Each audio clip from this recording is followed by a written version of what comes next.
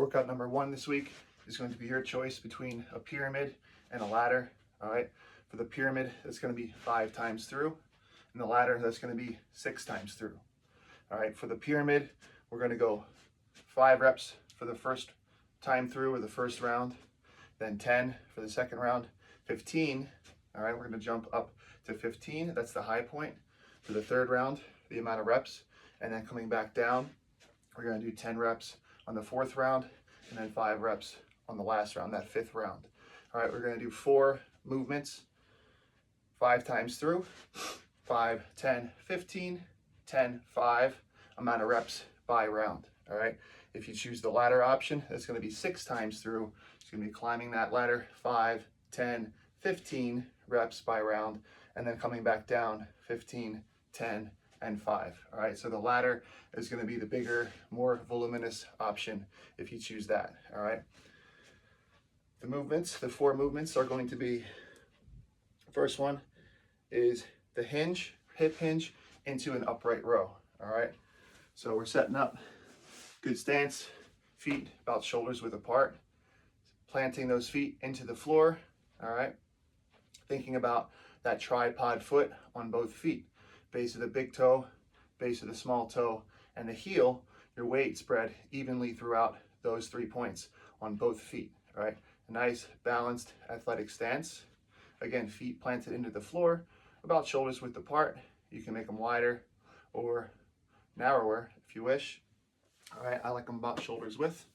We're gonna grab that bell with 2 hands. All right, so we're gonna set up in a hinge position.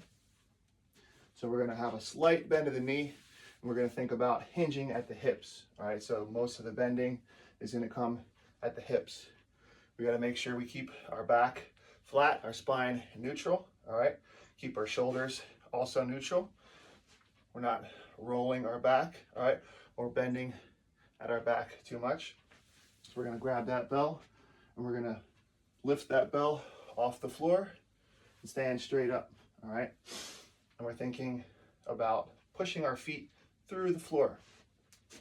All right, so we're going to do that hinge movement into an upright row. So we're going to bring those elbows nice and high. All right, and we're going to attempt to bring the handle of the bell up to about our chin or our mouth height if we can. All right, do your best with that. So we're going to bring the bell. The first movement is the hinge, so the arms are staying nice and extended. And then as we stand up, that's when our bell comes up.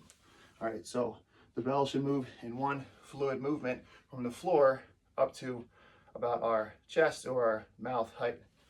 All right, so we're gonna grab that bell, again, good stance, feet planted into the floor, coming up and upright row. Hinge, standing up, and then you start that upright row right as you're standing straight up. Trying to make it one movement, controlling that bell going back down. A little more power and explosiveness coming up, but each rep nice and controlled. All right, making sure those elbows are equal height on both sides. All right.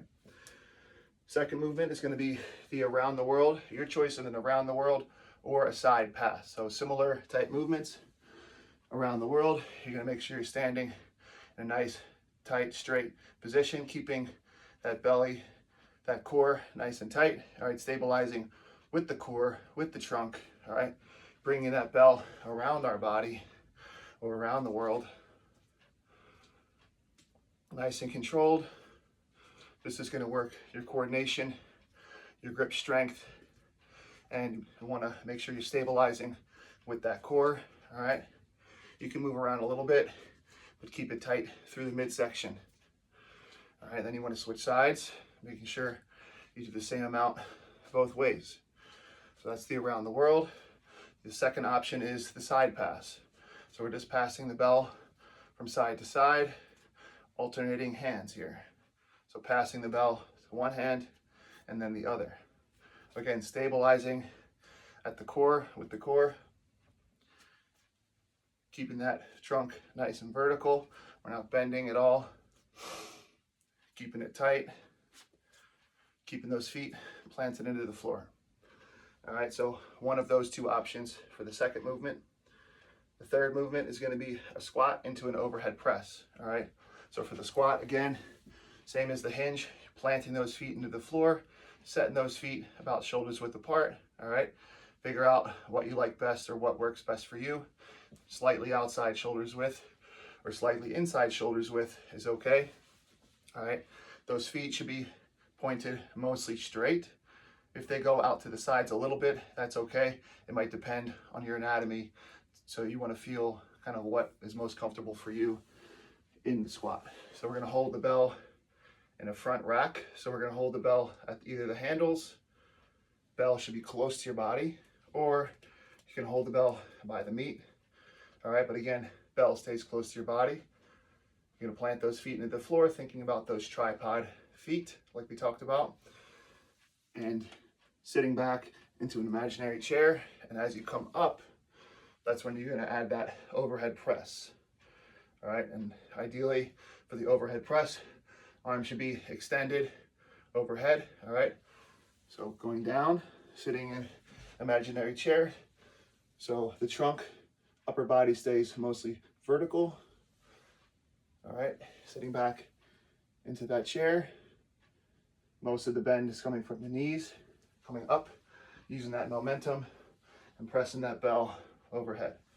All right, and that bell should stay pretty much in a straight line from in front of your chest to overhead and back down. Controlling that bell coming back down with both the arms and in the squat. All right, and the last movement, the fourth movement is going to be a curl and a pullover. All right, so this is again 2 movements combined. You can do this standing up, you can do it sitting down, you can do it kneeling down. So for the curl, you're going to hold the bell by the horns at the handle here. Arms should start out extended, and you're just curling that bell up, hinging at the elbows, bringing that bell up to your chest, and then after you get up to your chest, bringing that bell over the head in a controlled movement, trying to get that bell behind your head, and then reversing the movement, going back down. So up and over, keeping those elbows tucked in. So elbows should stay in the whole way through. No elbows out, elbows in. You should feel a nice stretch in the triceps when that bell goes behind the head. So again, controlled movements, slow it down if you need to. That's my suggestion.